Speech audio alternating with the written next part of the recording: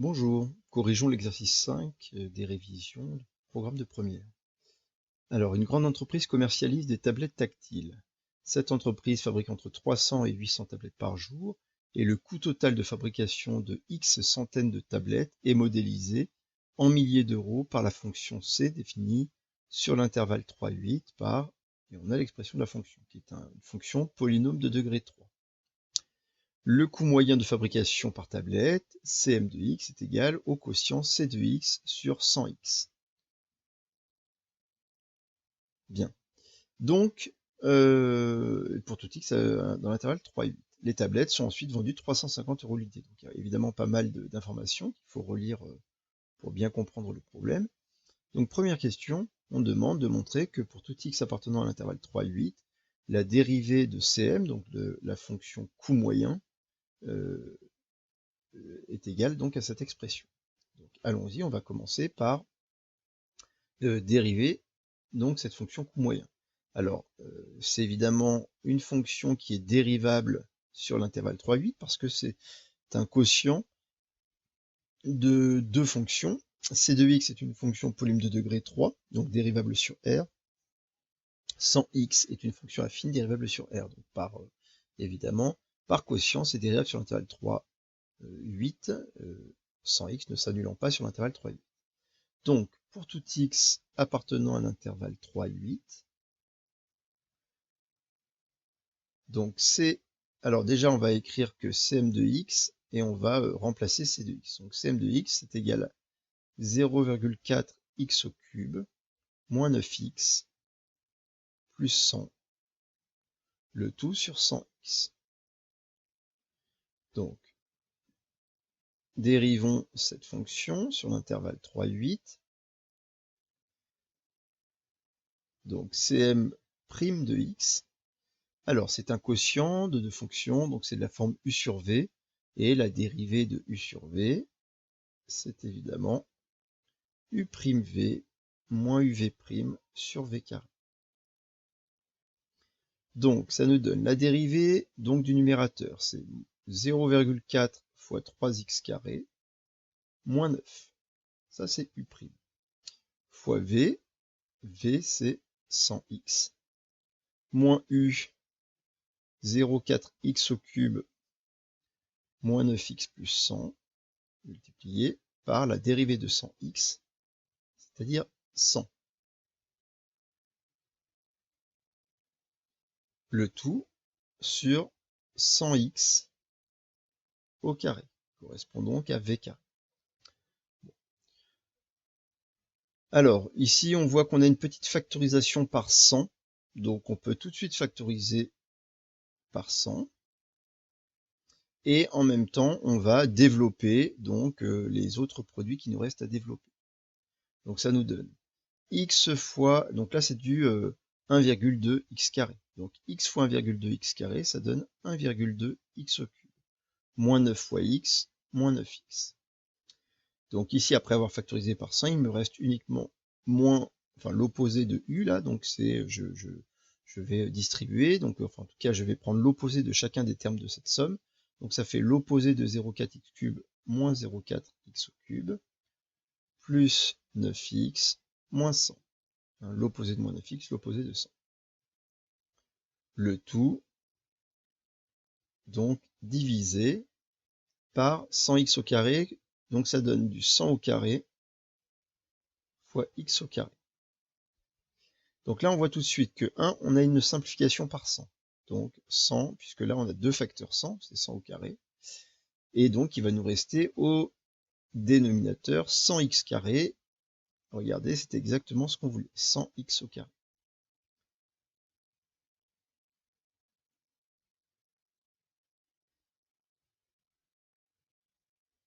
Au numérateur, on réduit 1,2 x au cube moins 0,4 x au cube, c'est égal à 0,8 x au cube. Moins 9x plus 9x, ça s'annule, et il reste moins 100. Voilà donc la dérivée du coût moyen Cm' de x qui est égal à ça. Alors on nous demandait de montrer que Cm' de x est égal à cette expression. Et vous voyez qu'on n'a pas tout à fait trouvé la même, puisque notre numérateur est sous forme développée réduite, et nous on voudrait une forme factorisée. Alors ce serait difficile pour vous de factoriser 0,8x³ moins 100. Donc évidemment, c'est pour ça qu'on vous a donné la forme factorisée. Et il suffit de développer donc la forme factorisée pour vérifier que ça donne bien cette forme développée réduite. Donc on peut dire, or, x moins 5 fois 0,8x² plus 4x plus 20, qui est donc la forme ici factorisée que l'on veut trouver, et puis on va la développer. C'est égal, donc distribuons, ça fait 0,8x³ plus 4x² plus 20x, moins 5 fois 0,8x², c'est égal à moins 4x², puisque 8 fois 5, 40, donc 5 fois 0,8, ça fait 4, moins 5 fois 4x, moins 20x, et moins 5 fois 20, ça nous fait moins 100. 4x² moins 4x², plus 20x moins 20x, il reste de bien 0,8x³ moins 100. Et donc, on voit bien qu'on peut conclure que, quel que soit x appartenant à l'intervalle 3, 8, Cm' de x est égal à x moins 5, facteur de 0,8x² plus 4x plus 20 sur 100x².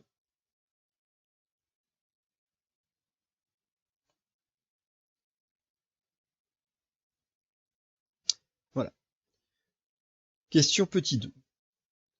Deuxième en petit a, en déduire que le coût moyen de fabrication est minimal pour une certaine quantité Q de tablettes fabriquées et préciser la valeur de Q.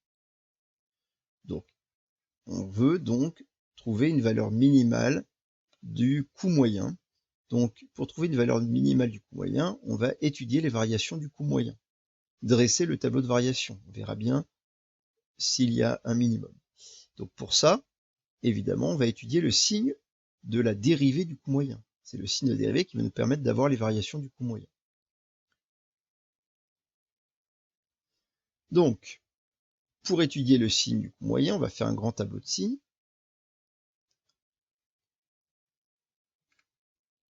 Donc, on a besoin d'une première ligne pour la variable petit x, une ligne pour le facteur x-5, une ligne pour le facteur 0,8x² plus 4x plus 20, une ligne pour 100x au carré, une ligne pour la dérivée, qui est le quotient produit de ces trois expressions présentes, et puis on rajoutera, puisqu'on a la même question, les variations de la fonction Cm. Donc petit x varie entre 3 et 8.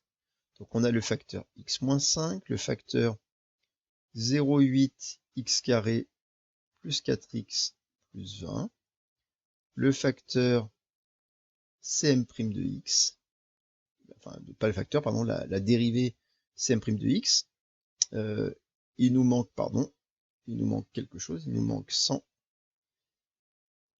il nous manque le facteur, en tout cas le dénominateur, c'est-à-dire 100x au carré, Cm' de x, et puis on étudiera les variations de la fonction coût moyen. Donc, x-5, c'est une fonction affine, c'est très simple de voir que x-5 s'annule lorsque x est égal à 5. Donc il faudra, et la valeur 5 est entre 3 et 8, on va la faire apparaître. Étudions maintenant 0,8x² plus 4x plus 20. Regardons quand est-ce que ça s'annule. Donc, on a les coefficients donc on a une équation du second degré avec une fonction polynôme du second degré. Les coefficients, donc petit a est égal à 0,8, petit b est égal à 4, petit c est égal à 20. Donc on sait que le calcul du discriminant, delta, va nous permettre de savoir s'il y a des racines et de trouver les valeurs. Donc delta, c'est égal à b carré moins 4ac. c'est-à-dire 4 au carré, moins 4 fois 0,8 fois 20. Ça nous donne 16 moins... Alors, ça nous fait donc 4 fois 0,8, ça fait 3,2. 3,2 fois 20, ça fait du 32 fois 2, ça fait 64. Voilà. Et donc, 16 moins 64, ça nous fait du moins 48. Donc, delta est strictement négatif, et on sait que dans ce cas-là, il n'y a pas de racine réelle. Donc, pas de solution à cette équation. Mais ça ne veut pas dire qu'il n'y a pas de signe. Le fait que delta soit strictement négatif, ce qui va nous intéresser, nous, c'est évidemment de savoir quel est le signe. Donc ça prouve que cette fonction polynôme de second degré a un signe constant. Et comment savoir si c'est toujours positif ou toujours négatif? Eh bien, ça dépend du signe de petit a. Puisque ça, évidemment, le signe de petit a, qui vaut donc 0,8, petit a il est strictement positif, ça veut dire que la fonction polynôme second degré est une fonction convexe, tournée vers le haut, et donc entièrement au-dessus de l'axe des abscisses. Et ça prouve que pour tout x appartenant à R, mais donc appartenant aussi à 3,8, on a du 0,8x carré plus 4x plus 20 qui est strictement positif. Donc cette expression ne s'annule jamais et ce sera des plus partout. Sans x carré, bon, c'est évident de voir que tout est positif, et strictement, puisqu'on n'est pas, ça ne s'annule pas non plus sur l'intervalle 3,8. Donc, au final, il n'y a que la valeur 5 à placer. Donc, on place la valeur 5. La valeur 5 annule x moins 5.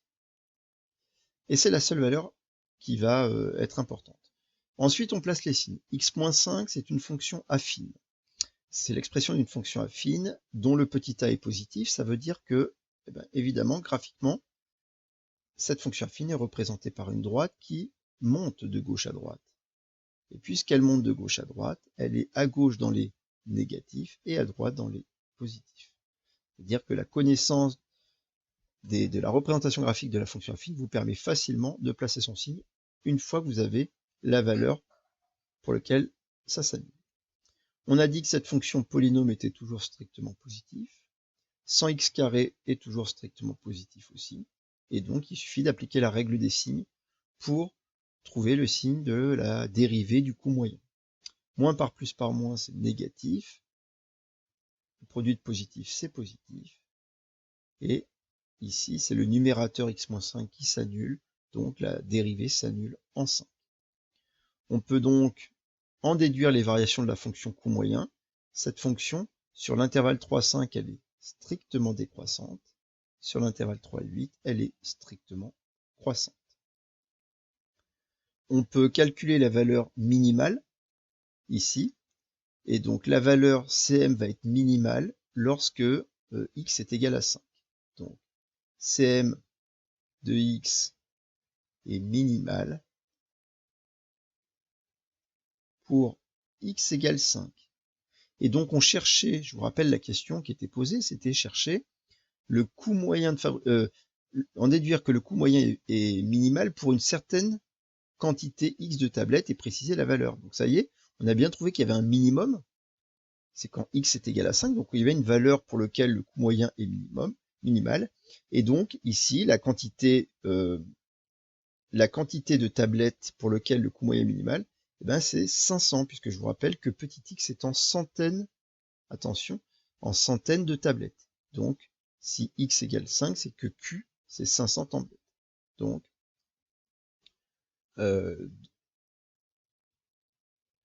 le coût moyen est minimal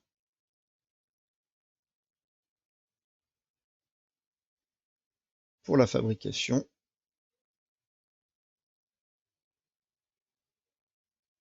de 500 tablettes par jour.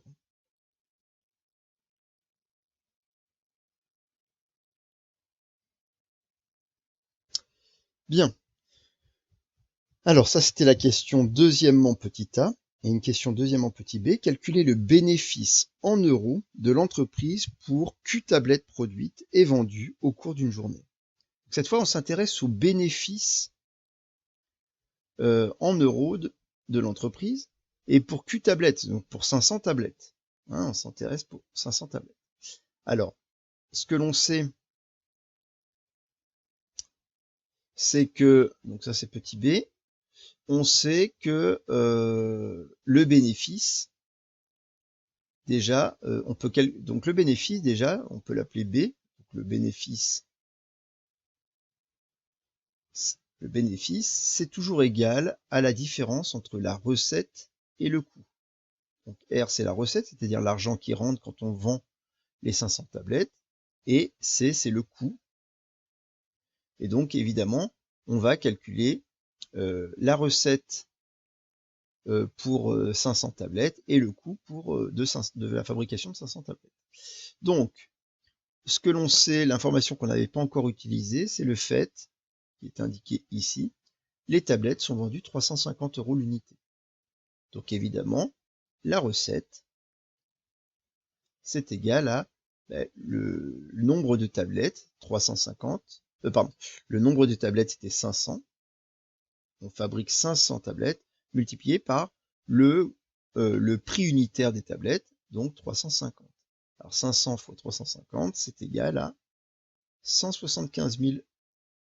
Et ce sont donc des euros.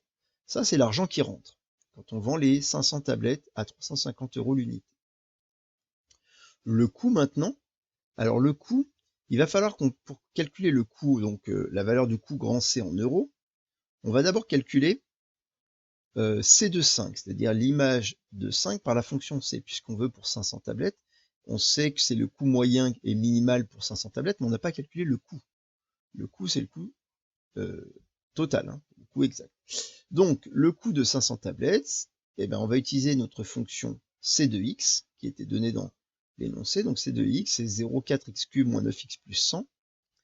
Donc, c'est égal à 0,4 fois 5 au cube, moins 9 fois 5 plus 100. Ça, c'est C de 5.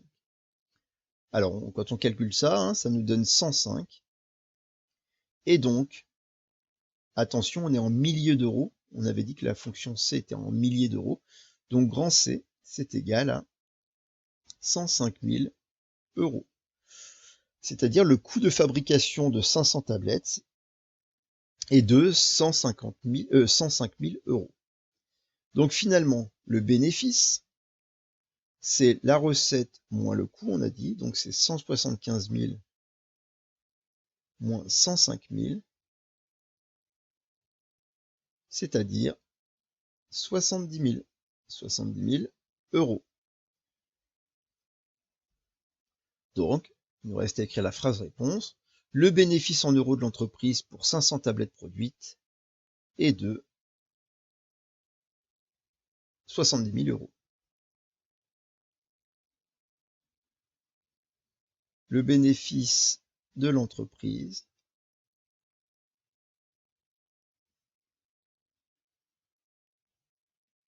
pour la fabrication et la vente de 500 tablettes est de 70 000 €. Voilà donc pour cet exercice numéro 5. Au revoir.